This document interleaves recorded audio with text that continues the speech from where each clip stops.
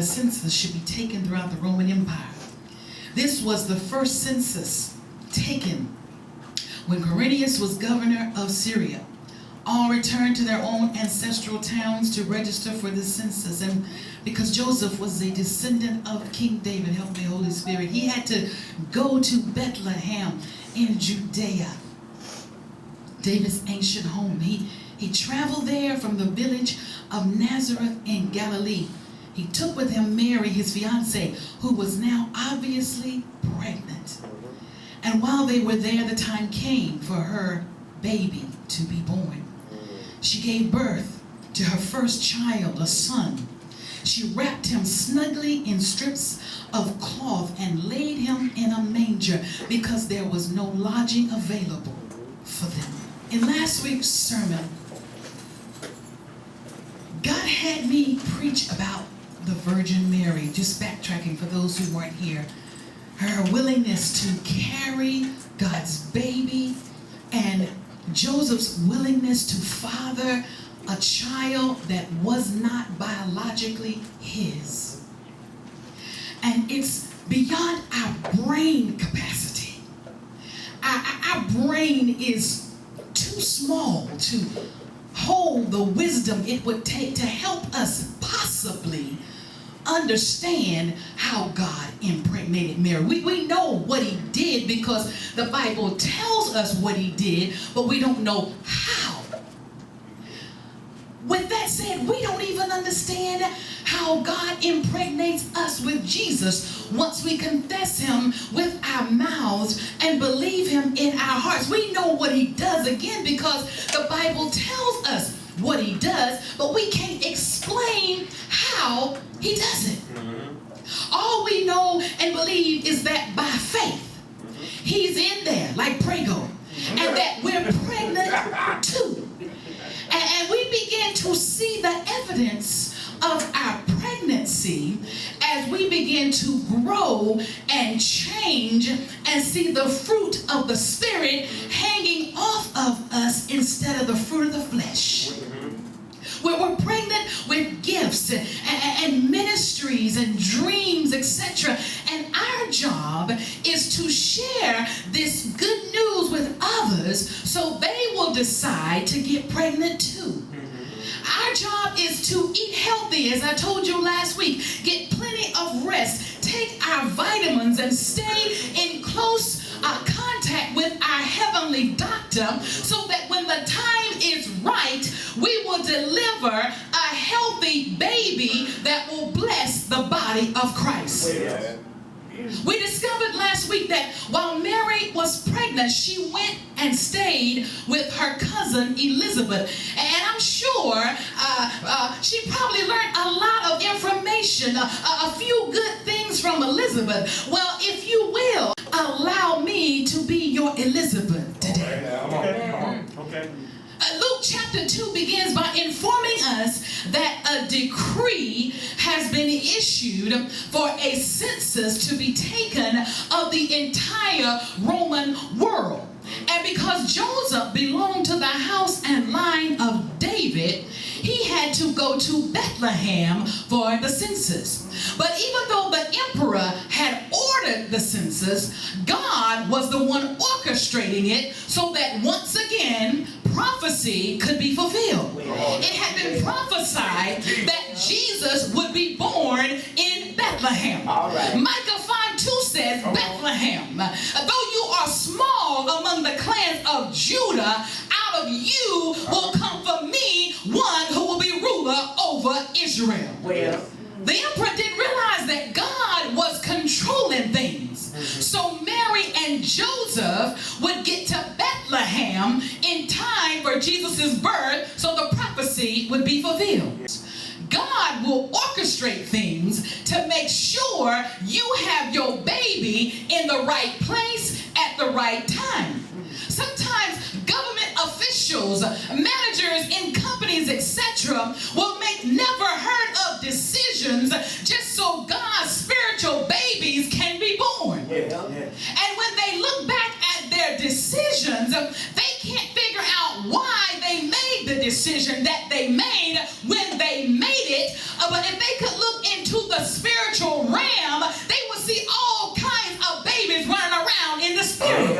All right.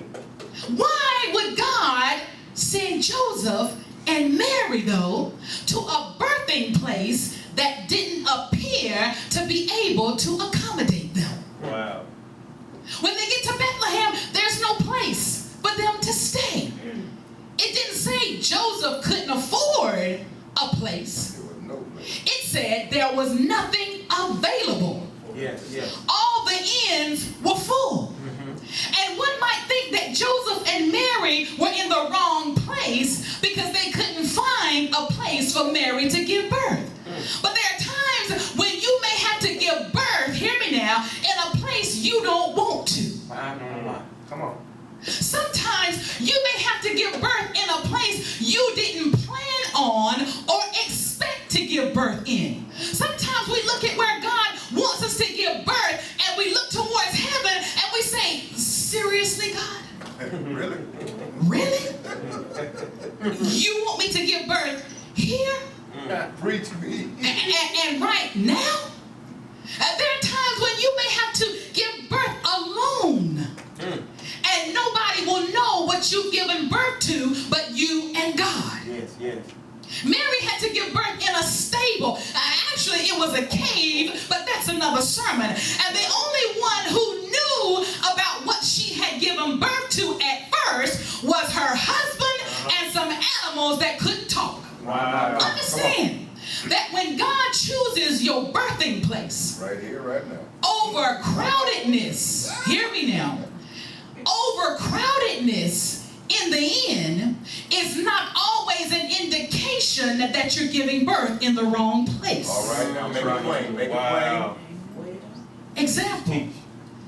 You believe God has sent you to a certain church. Let's just say the Harvest, because that's where you're sitting. Come on. Bless the Lord. To give birth. You know you're pregnant with something, so you set your eyes on the location within the Harvest where you feel you're supposed to give birth, but it appears to be full. Come on. Joseph went to the places he thought Mary was supposed to give birth in first, which were the inns, but they were full. All right now. It didn't dawn on him, like it probably hasn't dawned on you, that the birth of your baby is not going to take place in the inn, but rather in the stable. All right now. Well, Wow. Hold and fix that, man. And you looked at the stable, and you thought about what you're giving birth to. And you can't quite figure out why God would want you to give birth in that location. That birthing place doesn't appear to be suitable for your baby. Wow. Sometimes when God gives us a preview or a hint of what we're pregnant with, we can begin to make plans and try to determine its birthing place based on how important we think the baby is. Wow. well, Sometimes the place where we have our mindset to give birth is not the place where we're supposed to give birth. well. A lot of times we want to give birth in front of people so people can go back and brag on our baby, but that's the wrong reason, and maybe that's why you haven't given birth yet. All right. Wow. All right. Had Mary delivered in the end? Check this out. The wrong people. Amen. Yeah.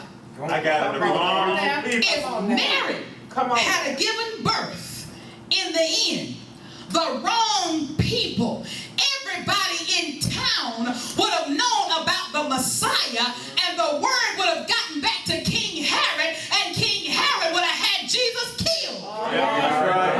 That's right. Well, You've got to understand that what you're giving birth to, wise men have to see it first. all right. All right. All right. You go and preach it. Don't get discouraged, harvesters, because nobody knows. Nobody sees what you've given birth to. Sometimes God will require what you've given birth to only be seen by some wise men and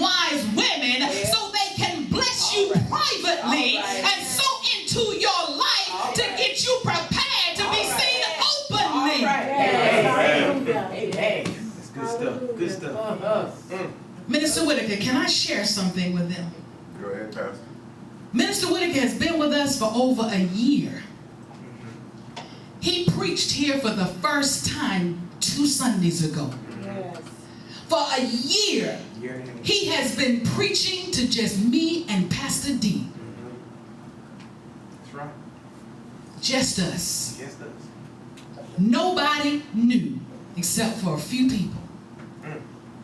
But because of his faithfulness, his diligence, and because he didn't get impatient and he understood, God released him Yes. 2 Sundays ago. Yes. Amen. Y'all couldn't even get out of church fast enough. The phone was ringing. I was getting texts letting us know that he brought the word. Facebook. Facebook and all.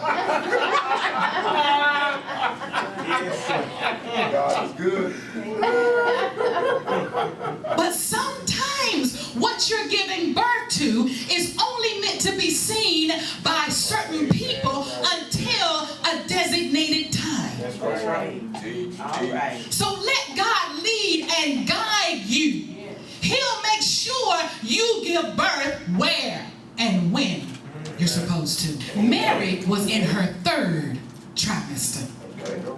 So that meant Joseph was going to have to pack Mary up and ask her to travel 70 miles from Nazareth to Bethlehem. Wow.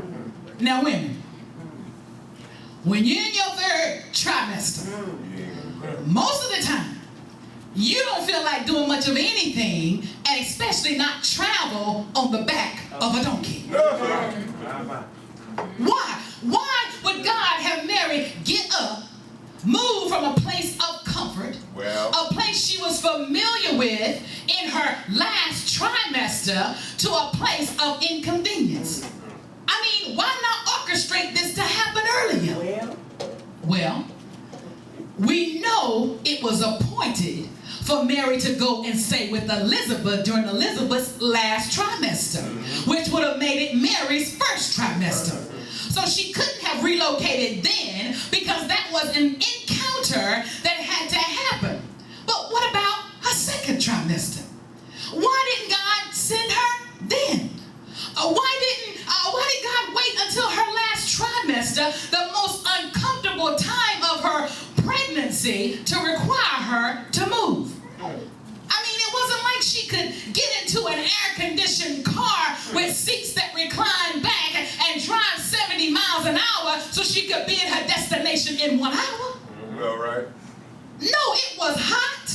It was bumpy. It was stinky. It was long, All that. uncomfortable, inconvenient, all of the above. Sometimes, for various reasons, God may require us to go through a season of inconvenience. Yes. A season where we're uncomfortable in order to get us to our birthing place. Amen. We like to pray to God to get us where He's trying to take us without experiencing any struggles or inconveniences. That's because our flesh doesn't like to be inconvenienced. Our flesh doesn't like to go through anything. But Jesus said in John 16:33, you will have tribulation. Yes. Yes. Trials, tribulations, and inconveniences grow us spiritually as well as help crucify our flesh. Yes. Paul tells us in Romans 5:3, rejoice in our suffering, knowing that suffering produces endurance. We're supposed to rejoice when we're going through because we know God is only trying to birth something of His into our lives. Do I like trials and tribulations? No. Nobody knows. But if that's the best way to teach me a particular lesson so I don't have to keep going around the same mountain over and over again, God, give me the strength. So I don't tell God how to teach me what He needs to teach me. I say, God, have your way. Amen. But if you can teach me without trials and tribulations, have mercy. All right. That's right. But do what's best and give me the strength to endure whatever and however you choose to teach me. I don't want to I get to the end of my journey, harvesters, and realize I'm still taking the same test at the end that I was taking in the beginning. Oh, that's right.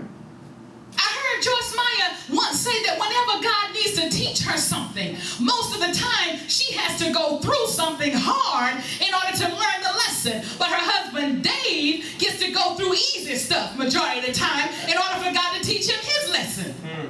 Well, for some people, God has to take extreme measures for some of us. That's right. Yeah. God knows you better than you know yourself. So whatever way God chooses to teach you, it's obviously going to be the best way.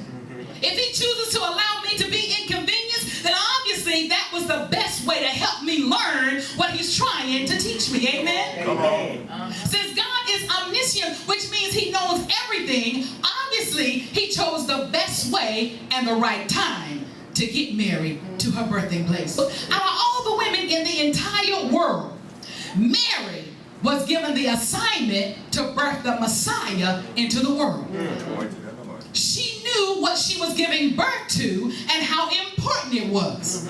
But even knowing that she had such an amazing assignment, she still respected the authority that God had placed over her.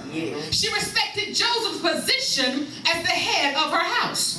Maybe you haven't given birth because you refuse to submit to the authority that God has placed over you. We've got to be very careful to respect the authority, respect who God has placed over us, and not become arrogant just because God has revealed the size of our baby. Just think, what would have happened had Mary gotten the big head? Come on. What if she had said, Joseph, you the head of house, and head of house is the only one required to go. I'm saying. I'm carrying God's baby. I ain't going no Bethlehem. I'm special. You know how we get that neck rolling? I've been chosen by God. Do you know who I am? Let Sister Nick go. I know you don't expect me to travel on the back of no stinking don't get to Bethlehem.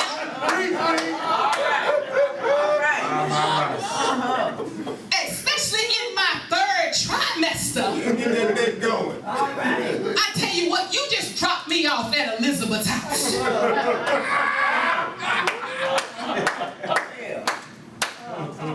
Or when they got to Bethlehem and found out she would have to give birth in a stable, she could have said, I don't think so. That's right. Joseph, you better figure something out and quick.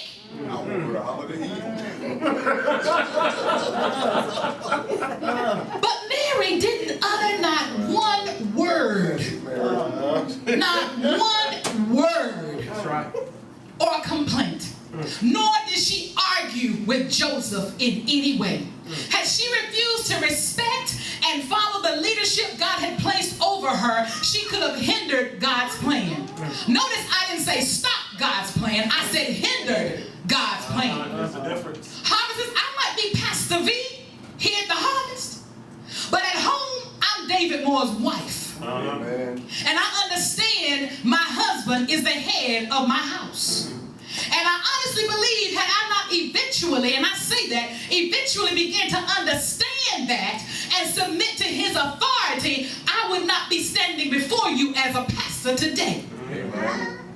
Because you have to understand, when God places someone over you, you have to submit to their authority. For years, I tried to kick his authority, but he's already given you the testimony how he would not stand up and take the position. When he got ready to take the position, I didn't want to let it go.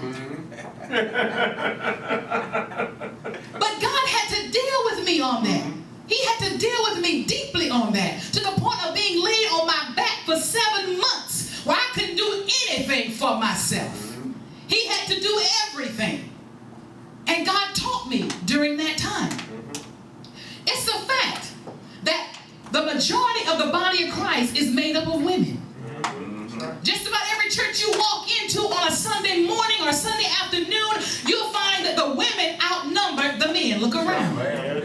True. But I believe there's about to be a shift. Yes, it is. So at the moment, that means we have a lot of households where the wife is pregnant with Jesus and the husband is not. Amen. We have a lot of households where the wife is in her second or third trimester about to give birth to another baby, but the husband just conceived. But ladies, no matter how far along you are in your pregnancy, and no matter how far along he is in his pregnancy, God is a God of order. Order. Your husband is still the head of your house. And if you fight against his position as head of your house, you're running the risk of hindering the birth of what God is trying to deliver through you. Amen. Even though Mary was carrying Jesus, the Bible only documents one time where God divinely spoke to her. And it was when Gabriel greeted her to announce that she had been chosen to carry Jesus. But the Bible shows us that God divinely spoke to Joseph 3 times. That's right. God spoke a word of confirmation to let him know that Mary was indeed carrying God's baby and that he was to take her as his wife. A second time in a word of warning when he told him to take Mary and Jesus to Egypt because King Herod was searching for Jesus so he could kill him. He spoke to him a third time when he spoke a word of safety. He let him know that King Herod was dead and that it was safe to go to Israel. Yes, yes. And I admit there have been some numerous times when God spoke wisdom to me through the leadership in my house. Sometimes I listened and sometimes I didn't. But I've learned over the years that in order for me to be successful at giving birth to what God has impregnated me with, I've got to listen to the wisdom that God gives to those he's placed over me. I'm to follow my husband as he follows Christ. Now, if he starts talking crazy, that's another story. If he's out of the will of God, that's another story. But if he's in line with God's word and I refuse to listen to him, I run the risk of endangering myself as well as what I'm giving birth to. Mary wrapped Jesus in cloths Come on. and placed him in a manger Come on. because there was no room for them at the end. That's right. Wrapping, swaddling your baby was believed to protect its internal organs. To swaddle a baby, for those of you who don't know, it means you snugly cover it and you wrap your baby in a blanket. And you got all kinds of videos on the internet and in baby stores, and the doctor will show you when you have a baby how you as a new parent are to correctly do it. And you've got to fold and tuck it in such a way just right so the baby can't kick his way out. Come on. The number one reason doctors tell parents today to swaddle their baby is to help prevent something called SIDS, sudden infant death syndrome. And SID, with SIDS, you will suddenly, it will take the life of the baby without warning or any explanation. So from one parent to another, whatever God births into your life, swaddle. How do I swaddle my spiritual baby? How do I wrap my spiritual baby? Come on now. You swaddle it with the word. All right. And you swaddle it with a blanket covered with the word. All right. And you swallow it every day. You swallow it in the morning. You swallow it in the evening. You swallow it at night. And you make sure it's thoroughly tucked in everywhere so the baby can't kick through. Come on. All right. All right. Thank you, Lord. You want to ensure its safety because you don't want your baby, your spiritual baby, to die of SIDS. Sudden infant death syndrome. And y'all know the enemy is always prowling to try to see whose baby he can kill. The beginning of verse 7 says, and she gave birth. Touch your neighbor and say, I'm about to give birth. As I was preparing this sermon, I began to visualize Mary. Y'all come with me into the delivery room. I began to visualize Mary laying on the ground in that stable, holding her stomach because the contractions were getting stronger and stronger by the minute. I visualized her telling Joseph, hey, go get some water, baby, and some rags. I visualized her telling Joseph to go find something that resembled a birthing stool. I visualized her taking hold of his everything's gonna be all right, baby. And I can hear her say, Joseph, my water just broke. Jesus. But don't you worry, honey, because when I stayed with Elizabeth during her last trimester, I learned a few things. I learned how to give birth. I learned that eventually this baby is going to come out. I learned that there's growth with each trimester. I learned that you go through a metamorphosis as your body is preparing itself to deliver. Your hips begin to move and pop out of place so the baby has room to glide right through. I learned that you've got to trust in the Lord and lean not to your own understanding. I learned the baby's coming whether I want it to or not. I learned the baby inside of you instinctively knows how to come out. All you gotta do is get in position.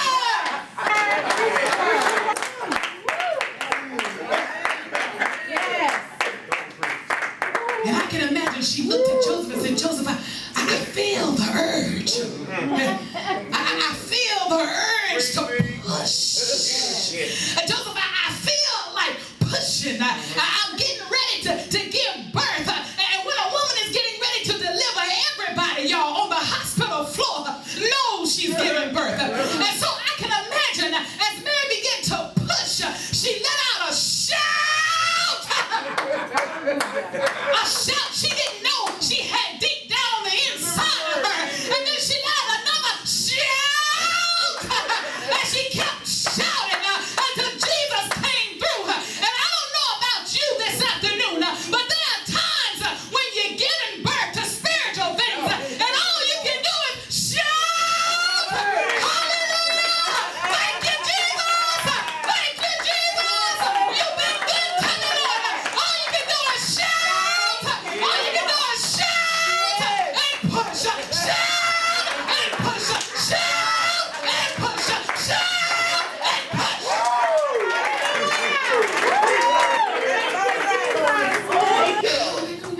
All you can do is shout Thank you, God. and push.